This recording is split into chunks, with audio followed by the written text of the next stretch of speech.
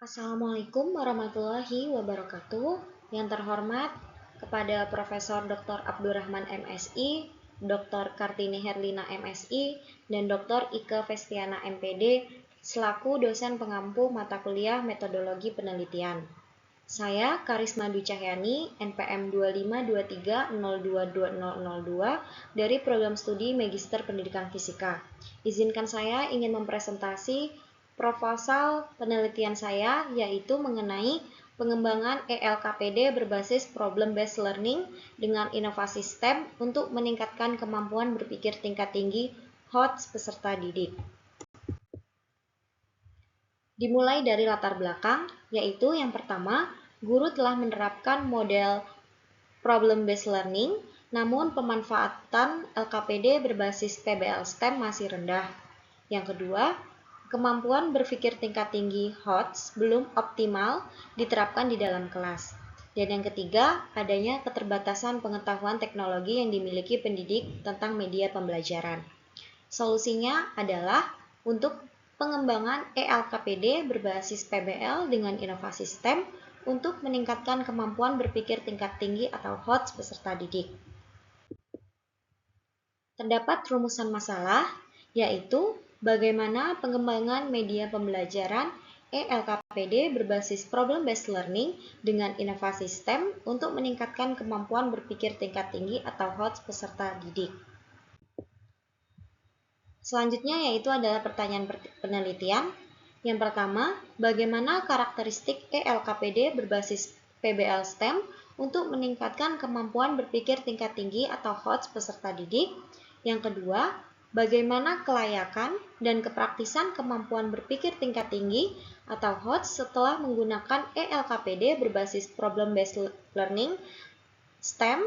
Dan yang ketiga, bagaimana efektivitas ELKPD berbasis Problem-Based Learning Inovasi STEM untuk meningkatkan kemampuan berpikir tingkat tinggi atau HOTS peserta didik. Selanjutnya ada tujuan penelitian, yaitu yang pertama, mendeskripsikan ELKPD berbasis Problem-Based Learning STEM yang valid untuk meningkatkan kemampuan berpikir tingkat tinggi atau HOTS peserta didik. Yang kedua, mendeskripsikan kelayakan dan kepraktisan kemampuan berpikir tingkat tinggi atau HOTS setelah menggunakan ELKPD berbasis Problem-Based Learning STEM. Yang ketiga, mendeskripsikan efektivitas ELKPD berbasis PBL STEM untuk meningkatkan kemampuan berpikir tingkat tinggi HOTS peserta didik.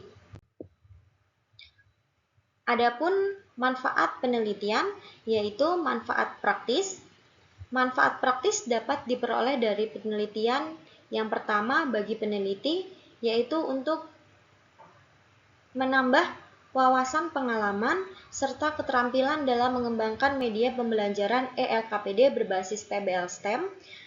Selanjutnya bagi pendidik, memberikan referensi dan wawasan baru terkait strategi pembelajaran yang inovatif dalam menerapkan model PBL STEM.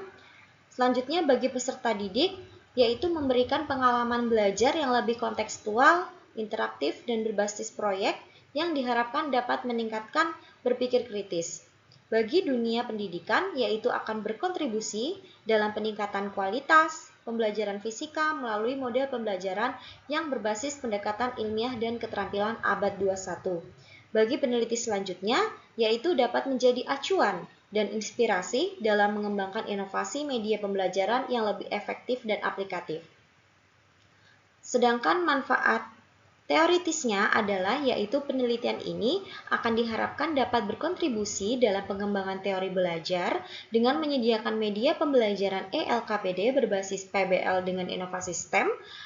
ELKPD ini bertujuan untuk meningkatkan kemampuan berpikir tingkat tinggi atau HOTS peserta didik. Selanjutnya yaitu ada ruang lingkup penelitian. Ruang lingkup penelitian ini meliputi yang pertama, produk yang dihasilkan dan penelitian pengembangan ini adalah ELKPD berbasis Problem-Based Learning dengan inovasi STEM. Yang kedua, ELKPD yang dikembangkan adalah untuk pembelajaran fisika dengan topik kinematika gerak. Yang ketiga, uji kevalitan produk terdiri dari validitas isi, serta validasi media dan desain oleh 3 ahli. Yang keempat yaitu uji kepraktisan. Pada penelitian ini meliputi respon peserta didik dan persepsi guru. Yang kelima, uji efektivitas dilakukan untuk meninjau peningkatan kemampuan berpikir tingkat tinggi dengan memberikan pretest serta posttest sebelum dan sesudah pembelajaran dengan menerapkan ELKPD yang dikembangkan. Selanjutnya yaitu ada kajian teori. Kajian teori yaitu meliputi yang pertama, teori belajar konstruktivisme. Konstruktivisme adalah proses pembelajaran yang memberikan keleluasaan terhadap siswa dalam menumbuhkan wawasan dan pengetahuan mereka melalui proses belajar dan pengalaman yang mereka lalui. Teori konstruktivisme ini menegaskan bahwa pengetahuan hanya dapat ada di pikiran manusia dan bahwa teori itu tidak harus cocok dengan kenyataan di dunia nyata. Siswa akan terus-menerus berusaha mempersiapkan mental pribadi mereka sendiri tentang dunia nyata dari persepsi mereka tentang dunia itu sendiri. Selanjutnya yaitu humanistik.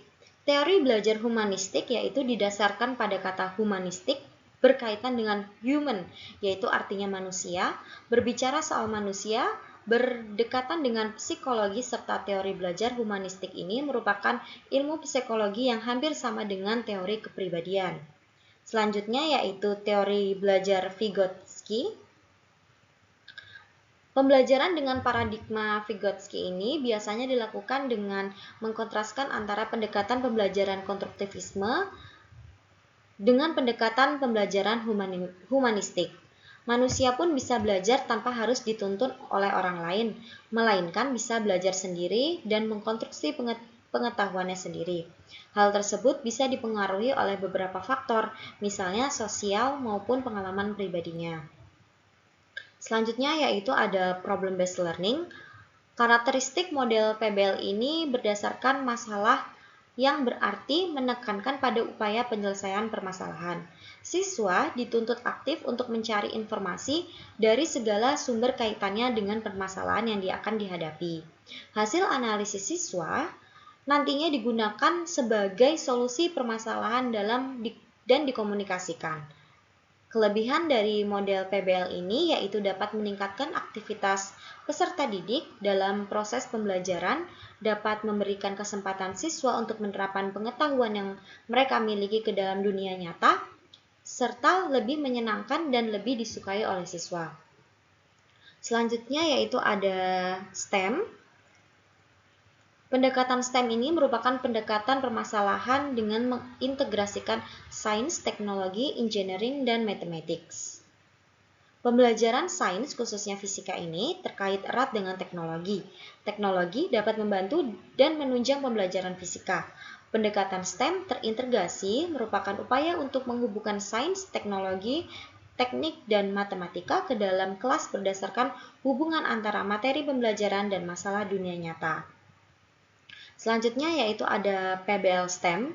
Implementasi dari STEM dalam pendidikan bergantung pada sejauh mana semua elemen STEM ini dapat diterapkan secara menyeluruh dalam kegiatan belajar mengajar. Dengan menerapkan pembelajaran berbasis PBL STEM, siswa tidak hanya memperoleh pengetahuan akademik, tetapi juga keterampilan yang relevan untuk menghadapi tantangan global. Selanjutnya yaitu HOTS atau High Order Thinking Skill. High Order Thinking Skill ini merupakan kemampuan siswa dari aspek mental yang paling memerlukan pemikiran yang tinggi. HOTS didasari oleh relevansi Bloom dengan taksonomi kognitifnya. Selanjutnya yaitu ada bab kinematika gerak, ada gerak, jarak, dan perpindahan. Setiap pengukuran posisi, jarak, atau kelajuan harus dilakukan terhadap suatu kerangka acuan atau kerangka referensi. Menurut bentuk lintasannya, gerak dibagi menjadi beberapa jenis seperti gerak melingkar, gerak parabola, dan gerak lurus. Selanjutnya yaitu ada penilaian relevan. Yang pertama ada penerapan model PBL terintegrasi STEM terhadap keterampilan berpikir kritis pada materi hukum Newton yaitu oleh Jeffrey Payung Langi tahun 2024. Yang kedua ada integrasi problem-based learning dengan STEM dalam pembelajaran IPA terhadap kemampuan berpikir kritis siswa, yaitu oleh Dewan Nia Fariska dan lain-lain.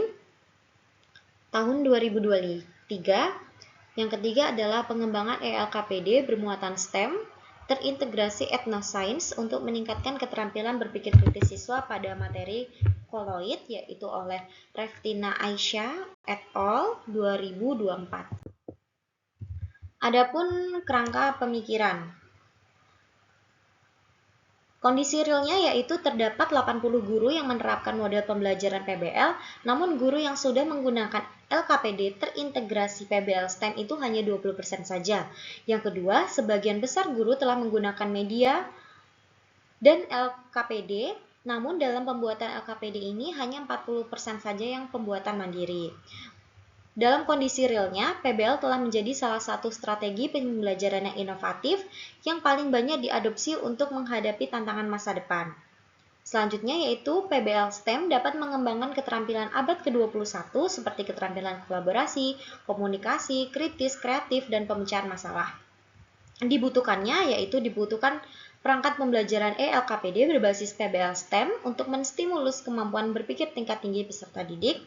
Upaya yang akan saya lakukan adalah mengembangkan perangkat pembelajaran ELKPD berbasis PBL STEM untuk menstimulus kemampuan berpikir tingkat tinggi, dan hasilnya yaitu adalah PBL terintegrasi STEM untuk menstimulus kemampuan berpikir tingkat tinggi atau HOTS peserta didik.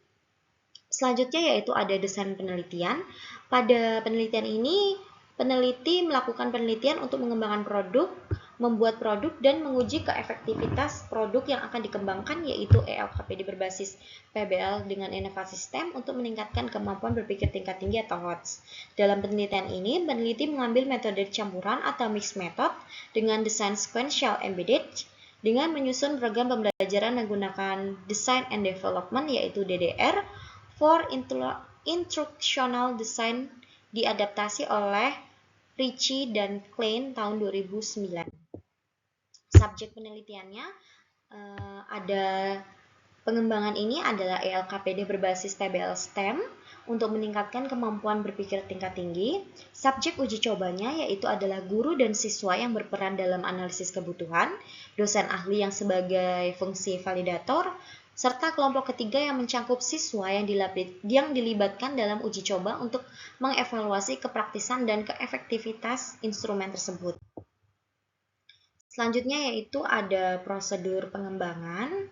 Ada yang pertama tahap analisis, yang kedua tahap desain, dan yang ketiga tahap development. Selanjutnya yaitu ada instrumen penelitian. Yang pertama instrumen analisis kebutuhan, angket validitas, angket respon, dan instrumen penilaian kemampuan HOTS. Teknik analisis data yaitu yang pertama uji validitas instrumen penilaian, yaitu %X jumlah dari skor yang diperoleh itu dibagi jumlah skor maksimum dikali 100. Adapun uji validitas media juga sama, yaitu jumlah skor yang diperoleh dibagi jumlah skor maksimumnya dikali 100. Konversi skor penilaian kevalitannya yaitu 0-20 itu sangat rendah, 20,1 sampai 40 validitasnya rendah, 40,1-60% validitasnya sedang, 60,1-80% validitasnya tinggi atau baik, 80,1-100% validitasnya sangat baik. Selanjutnya ada uji kepraktisan produk, yaitu sama, jumlah skor yang diperoleh sama dengan jumlah skor maksimum dikalikan 100. Sekian presentasi dari saya, kurang lebihnya saya mohon maaf. Wabillahi taufiq wal hidayah. Wassalamualaikum warahmatullahi wabarakatuh.